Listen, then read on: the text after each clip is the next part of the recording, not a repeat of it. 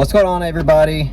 Eric in the front. Eric's back. I'm finally back. He's back. For good this time. For good. I am absolutely ecstatic that he is back with us. He's going to be doing a lot of car reviews. It's going to be like a normal thing. Back to normalcy. And it's good to be back. It's just so great. What a great Christmas gift for me and for everybody else. Perry in the back. Everybody knows Perry. Fuck Perry. I'm just kidding. We love Perry. Perry we is synonymous. Perry gets a lot of love already. Perry is synonymous with the word Kino. Let's That's be true. honest. So is Carlos and so is Eric. Yeah. But yeah, and then Jen sitting in the back per usual. That's pretty usual. Yeah.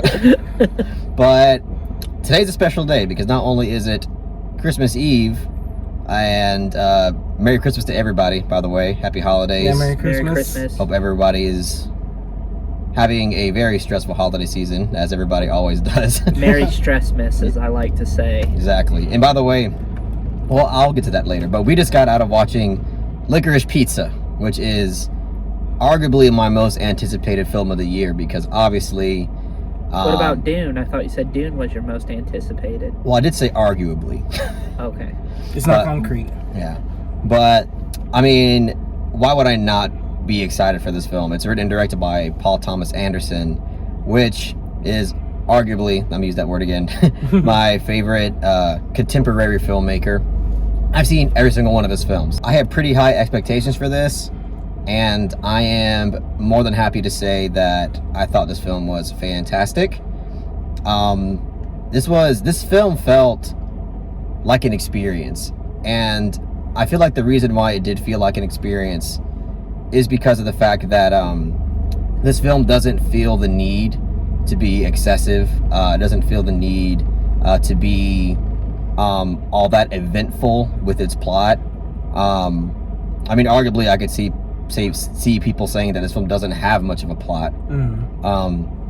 But this did give me like a slice of life vibe. I don't know if y'all felt that too. Yeah. But it felt like, you know, this film isn't like going out of its way, you know, to give audiences this really like eventful story, but it's there to kind of like just kind of give you a peek of this particular romance, which I thought was really effective. I thought this film built its romance incredibly well. And you really do feel for these two characters and their dynamic. And, you know, it's one of those controversial things just because of the age gap.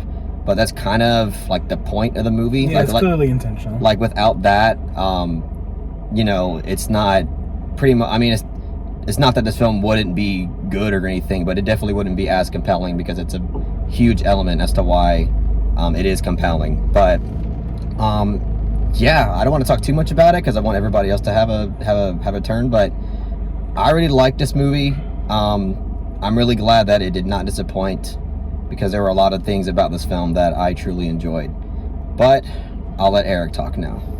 So, I have a strange feeling that I'm going to be the one who's the most positive about this movie because I fucking loved this movie. Nice. Like, no cap. I was worried. I thought this movie was fucking awesome.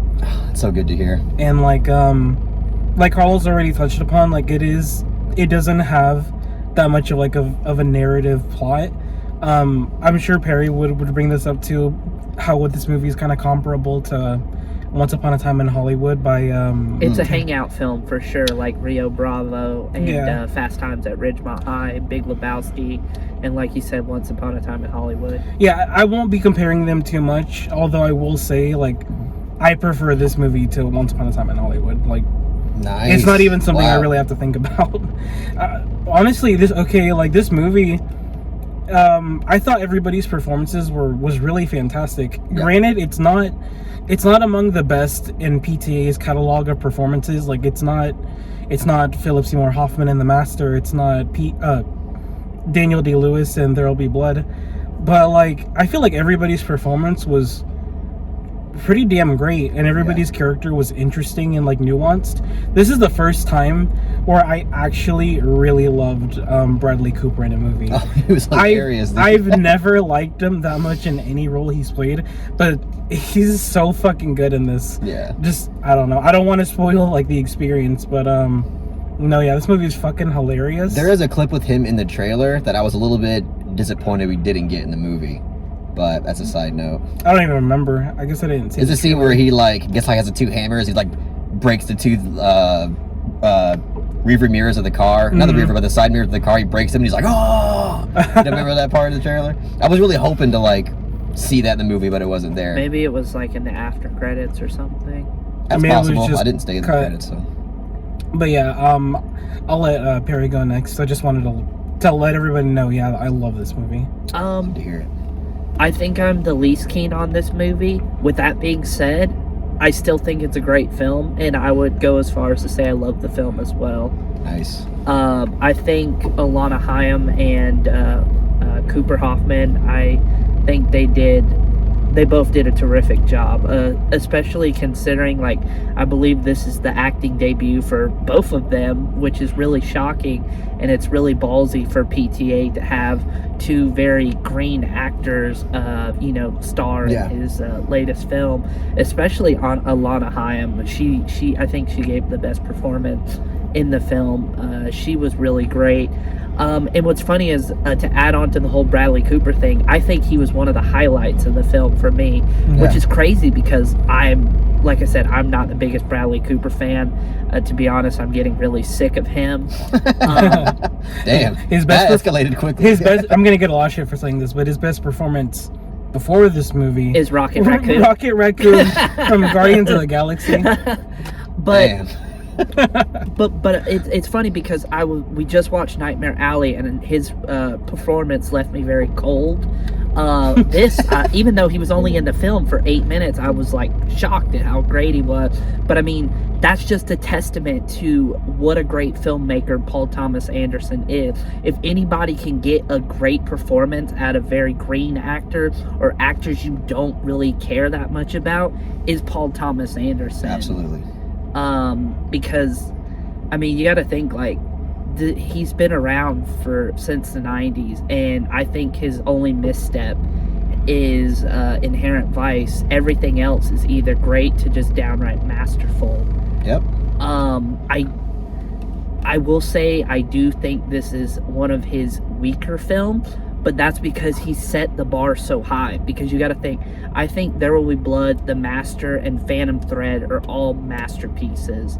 And I would even say, like, There Will Be Blood, Phantom Thread is his second best, and The Master is his third best.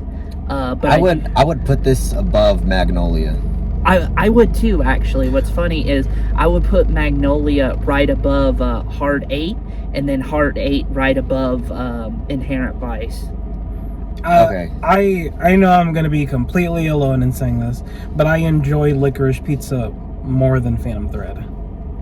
I have to revisit Phantom Thread, but from my theater experience from that, I think it's a masterpiece. I mean, I gave it a 10 out of 10, but granted, I haven't seen it since it came out in theaters, so I don't know. But like as of now, I wouldn't. You'll probably still love it the same. You know what's funny is that brings up an interesting point. Is I think with PTA fans, there are two camps of fans. There's people who like the post There Will Be Blood and PTA more, and then there's people that prefer pre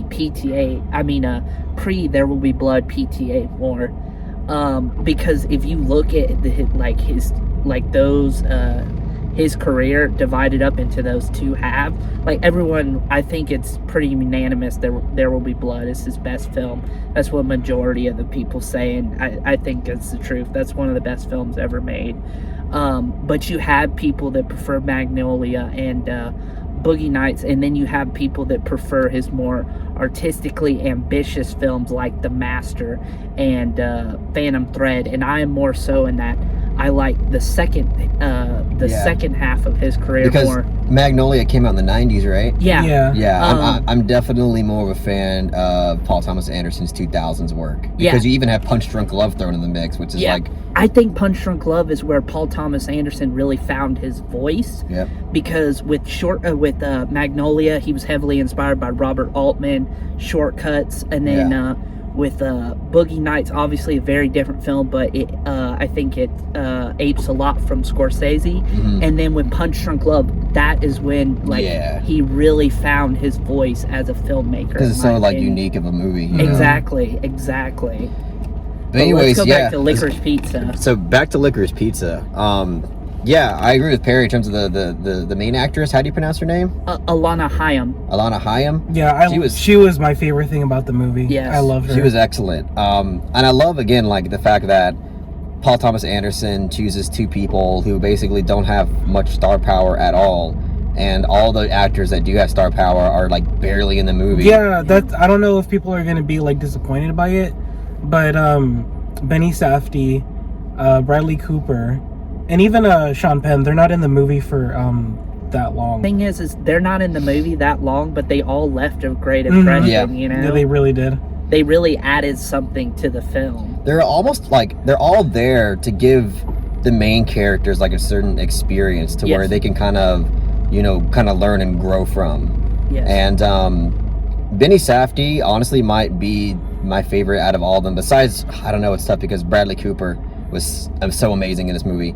But in terms of like purpose in the plot, I think Benny Safdie's was the most purposeful.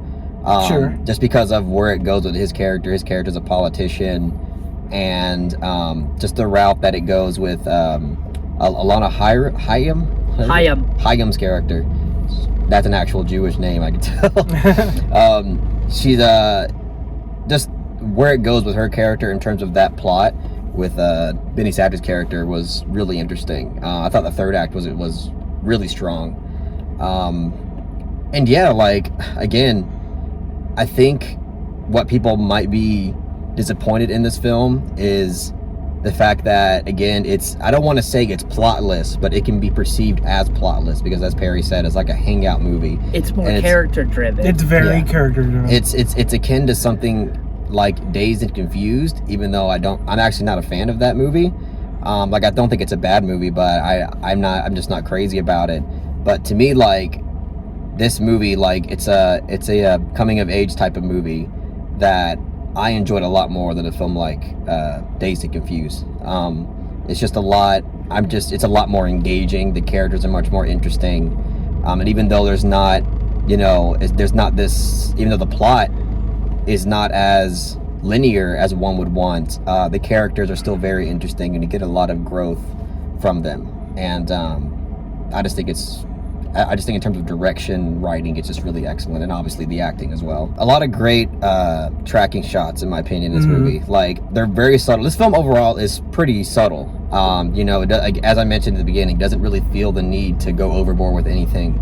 But there's a lot of great tracking shots in this film. Some of them that are one shot. The pretty much the opening scene of this movie, where the two main characters meet each other.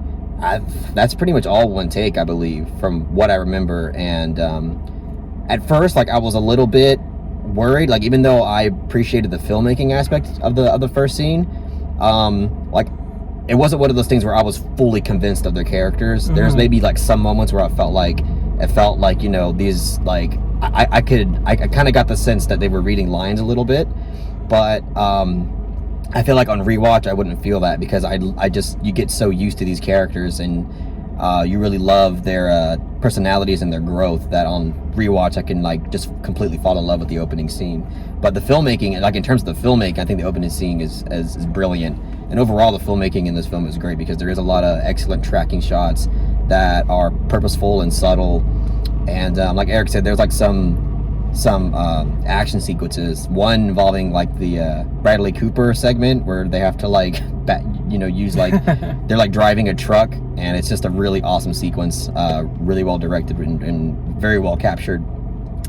But yeah, I think this is an excellent film. I'm definitely not disappointed by it at all. Yeah, the dialogue is all super strong and like really engaging.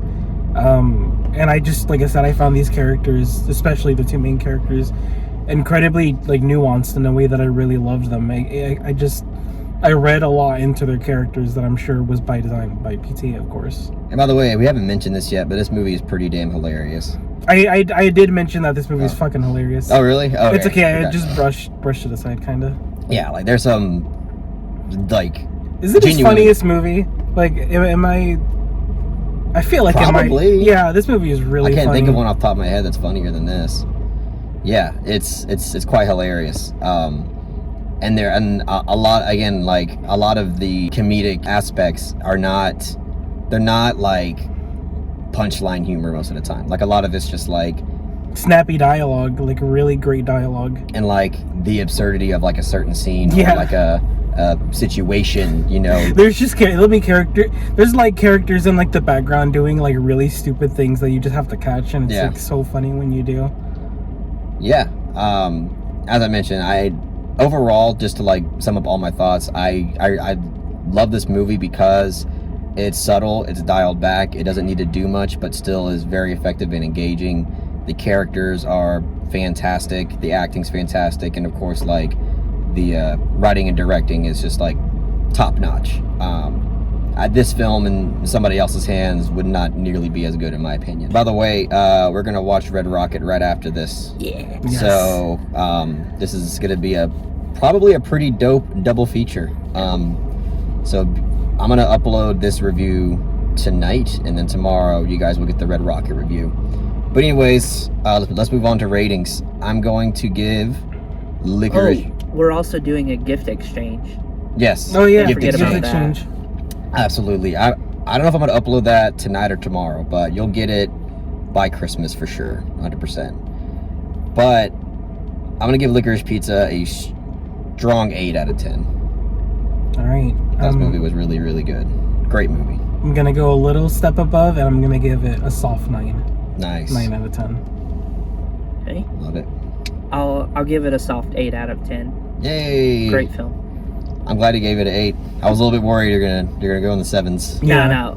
It's funny because for a while it was a very strong 7, but towards the ending, that's when it like bumped to an 8. The third act's really strong. I liked it. The third act is very strong. One of the best films of the year for sure. Absolutely, yeah. Awesome. Well, that's it, guys. That's all we got to say about Licorice Pizza. Again, as I mentioned, I'm going to upload the review for Red Rocket tomorrow, so be on the lookout for that, and also the gift exchange. But anyways, if you really enjoyed what we had to say about Licorice Pizza, give this video a thumbs up and share it amongst your friends, and don't forget to subscribe to the channel